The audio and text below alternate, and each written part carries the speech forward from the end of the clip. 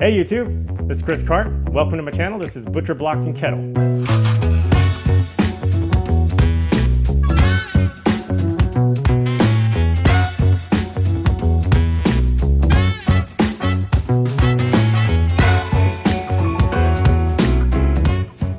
Alright, so this is Shrimp Cocodrie. I came up with this probably about 9 or 10 years ago out of necessity. My wife surprised me with a trip down to Houma, Louisiana. We went and actually got to fly out over the saltwater marshes of Louisiana with one of the instructors from Top Gun. He has a business down there. So after that, we went down to the Cocodrie Marina and stayed the night, did some fishing. When we came back, now granted I was starving, but we went to the Cocodrie Marina. They have a restaurant there, and they brought out one of the appetizers was Wine Island shrimp, and it was so good I ordered it two more times. One of the best flavors I ever had in my life at that point. And of course I came home and this was my attempt to recreate it. So what we'll do, right now we'll start off with this is cured pig jowl. We'll go ahead and get that chopped up into lardons. We'll put that in there. This is going to seem like an incredibly rich thing, but I promise you it's going to be served with toast points, kind of like a barbecue shrimp situation. But I think you're really going to like it. So by all means, you don't have to do exactly what I did, but I do recommend you give this a shot. So we'll start off with the cured pork jowl. It's like a really, really thick cut. If you notice, it's not, bacon won't quite get it. You want like these real thick slabs like this. So you want to give them probably like a 1/4 inch, 1/2 inch slice like that. These are going to render down, so they won't be so big at the end of it. However, with bacon, it's really just too thin. So if you can find some really thick cut bacon, or you're cutting your own, something like that, especially if you're making your own, go ahead and send me some. But for the most part, you really need the pig jowl for this. Get that out there, spread them around.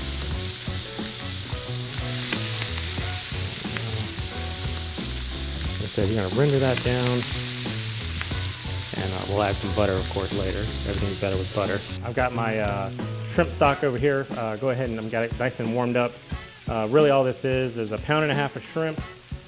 Took the heads off, took the shells off, 2 ribs of celery, 2 carrots, and 1 large red onion. Started off with about 1.5 gallons of water, and then you want to reduce that by about 1/3. So fractions. Okay, we're going to start about here. We're going to end up about right here. 4th grade teacher, my apologies. I just don't remember. Let's see. Okay, so that'll be my shrimp stock. Once that's rendered down, salt it just enough so you can taste it. You don't want it to be salty per se. That'll be the base for the sauce that we're going to make here. While that's rendering down, I can go ahead and get my onions chopped up.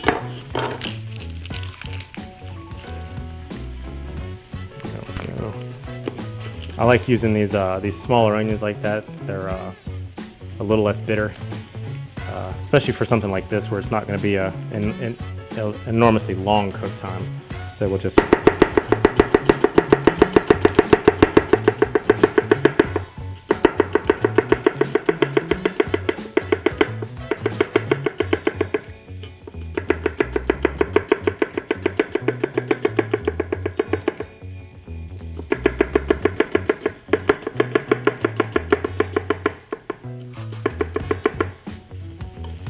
go. You want to wait till your lardons get good and caramelized before you throw the onions in. That's just going to add water. They won't ever actually caramelize that way. It's just going to steam. So let that cook down for a little bit. For the green onions, I like to put the bottoms in while we're doing the saute phase, and then I like to go in at the top with when the finish. We'll get ready to put them on top. These tend to go sweet, and they make for they add solids to the broth, and it's a really good dipping sauce. Once you start seeing smoke happening, you get over here and flip these over. You don't have to be so meticulous with it as to make sure they're all flipped, but you do want to get a good caramelization on both sides. You don't want a chewy piece of pork fat. You want that kind of good bacon mouthfeel thing going on. Once you get a little color on those onions, now's a good time to go ahead and add in, on the lardons, go ahead and add your thinly sliced. You can use shallots here too. It's kind of a matter of preference. I do like shallots, but this kind of cooks just long enough to where shallots don't really, they don't really taste like anything. So I like to use the little small yellow onions.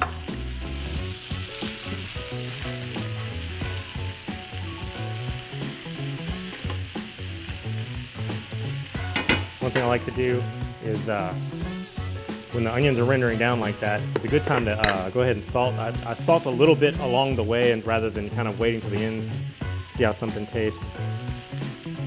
Again, that's something that I find works better with kosher salt. I feel like iodized salt or sea salt, it's so incredibly salty that, you know, if you do that along the way, if you're not careful, you can end up with an incredibly salty dish at the end. So just your preference. Once you get a good and translucent on those onions, they start seeing some color, go ahead and add these green onions or scallions. They don't take long to cook, so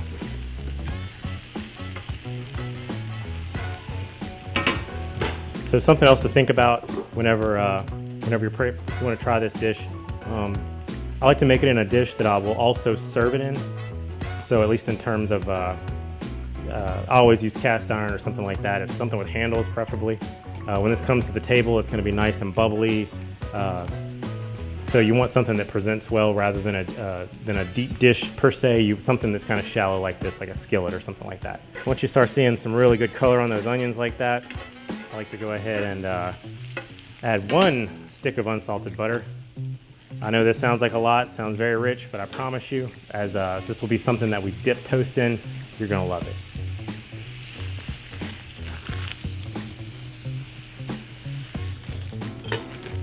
Okay, so while we're waiting on that to get nice and happy, I'm gonna go through with this bread, make some nice toast points. This is the French baguette, the classic French baguette. You can use French bread, whatever bread you like. A good sourdough is all good. You just want something with a little bit of crust so it holds up that integrity when you're actually dipping it and stuff like that. If you're gonna, for this purpose, I like to slice it before I toast it. That way it's a little bit easier to slice. Once it's toasted, you get the crumbs everywhere. So you want to slice it a bit of a bias.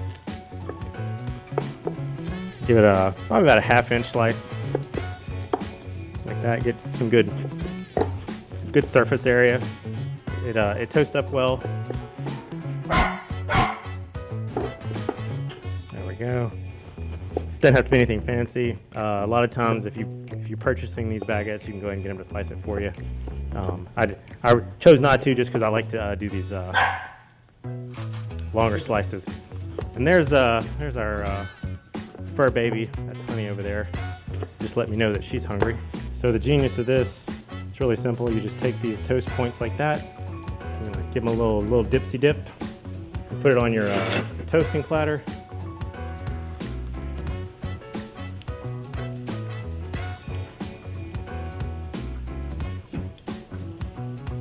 All right, now we got you. Look at this over here. We got incredibly caramelized, all that fried onions and lardon happening right there. And we've been a bit strategic with this. What we're going to do is go in and add 1,000 cloves of garlic. I'm just kidding, about that many, about a handful. That sounds like a lot, but again, this is going to be a dipping thing, so we still have a lot more liquids to add here. So process it however you want. You can do slices. If you want to smash them, you can smash them.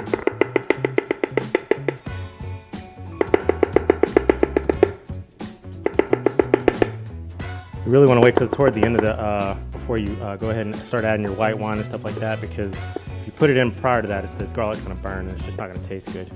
So kind of rough cut with that. It's not that big a deal. There we go. Go into that with your garlic.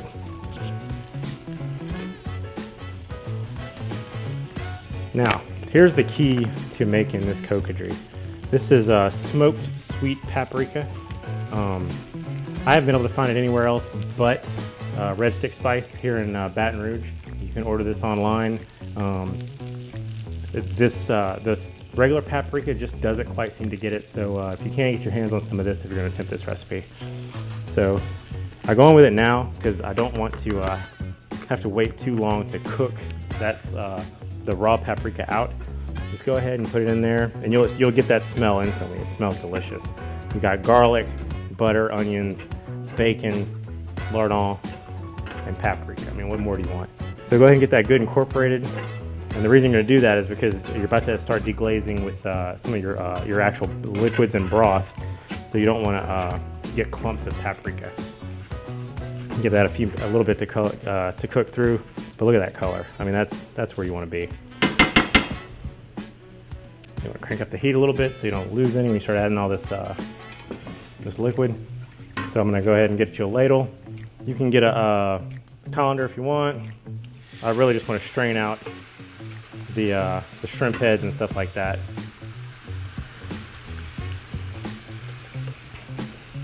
So for this, as far as volume goes, you want to put in, I mean, you really want to be enough to cover your shrimp tails whenever you put those in here.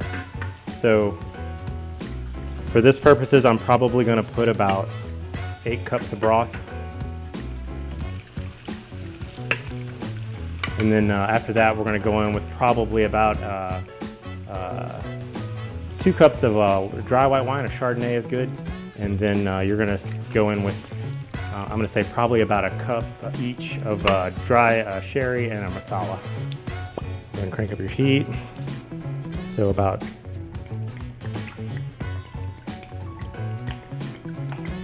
that much, about half a bottle. Dry white wine. And go in with probably not quite for this size vessel. For 1.5 pounds of shrimp, I'm going to say probably about 3/4 cup of the dry sherry, and equal parts that marsala.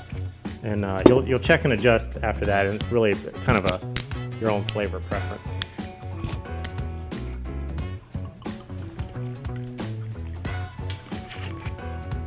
And y'all can see how precise I am. At this point, I like to add about, depending on your palettes that you're going to be serving, I'm going to say at least a tablespoon of cayenne pepper. Okay, maybe a half tablespoon. And after that, you want to add, and this was kind of the tipping point, is about 1 capful of Zatarain's shrimp and crab oil. It makes a huge difference. It's kind of that quintessential seafood boil taste. This won't exactly taste like a seafood boil, but it definitely adds a little bit of spice and a whole lot of flavor. So it doesn't look like you put much, but I promise you, you're more in danger of putting too much with something like that. Yeah, so we'll go ahead and simmer this down. You're not so much looking for a loss of liquid as much as you're looking for just incorporating the ingredients. What I like to do at this point, because we all like that salty sweet balance, you can use white sugar. I prefer brown sugar. So you want to go in with like a good 1/4 cup of brown sugar. What that's going to do, it's going to make it sweeter, not so much sweet, but it's also going to make the broth itself go kind of syrupy, and it's really good for it sticking to the toast and the shrimp whenever you're cooking. And get that in, and make sure you mix it around, because if you don't, what'll happen is it'll burn right there in that one spot if you don't mix it around. All right, so that's been simmering a little bit. You've dissolved all your brown sugar real good. I also, for the same reason, really, a little bit of sweetness and also texture. I like to add a little bit of tomato paste. I don't use the canned tomato paste. I really do prefer this tube tomato paste. If you can find that in the store, I recommend it. Far more superior product, and it also doesn't have that tinniness that you get from canned tomatoes. So I'll probably do about half a tube, so about 1/4 cup maybe. So go ahead and go with that.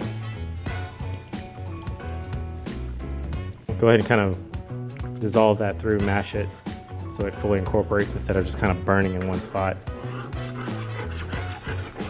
And as soon as you do that, you instantly see a texture change with that. So that's how you know you did the right thing. Won't be too much longer. We'll have an appetizer ready. So what we have here is just some good old Louisiana Gulf shrimp. I used all the shells for the broth. This is about right at 2-3 pounds. 2.5 pounds.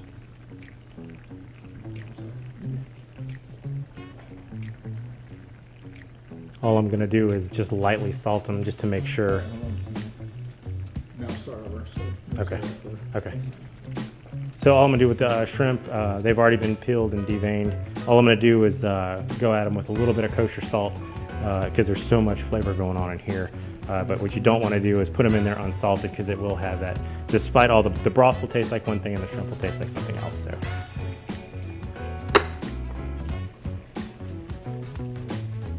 So now's a good time to taste before you get your shrimp in there because you need to know. Taste as you cook.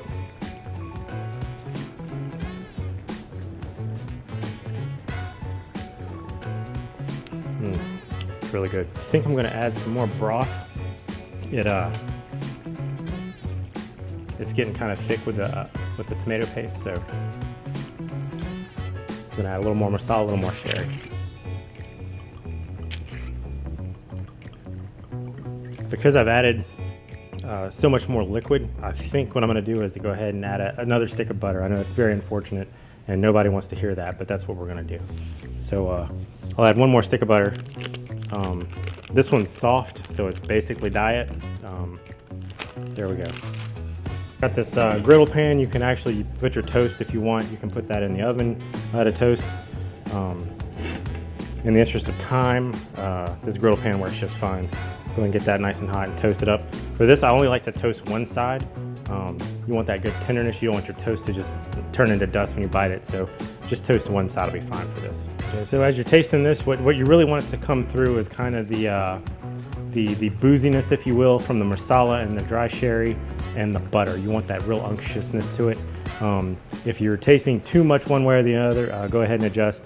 Don't forget, you do want a bit of a sweet component to it. So if you need to add something to it, it might just be a little bit of salt or a little bit of sugar, or rather brown sugar. This is pretty much where I want it to be. What I'll do at this point is I'll go ahead and add my shrimp. Go ahead and get that in there. You want to kind of space them out so they'll get a good chance to cook all the way through. Nobody wants a raw shrimp bite. But you want to do this close enough to serving that you're not overcooking your shrimp either. Keep an eye on your toast. Yeah, that's getting happy. Yeah. Get a good shot of that. That's so you got all your nice shrimp. You got your butter, got the spices, got the marsala, the sherry, the white wine. I mean, that sounds good no matter what it is. That on a good crisp wedge of toast and everything, that's just fantastic. To gild the lily a little bit further, we're gonna go with some freshly grated Parmesan. This is actually Parmesan Reggiano, a little more sharp. If you want, you can pop this under the broiler right now. I'm not gonna do that because I don't want to overcook the shrimp. Just depends on how much broth and how you want to do it.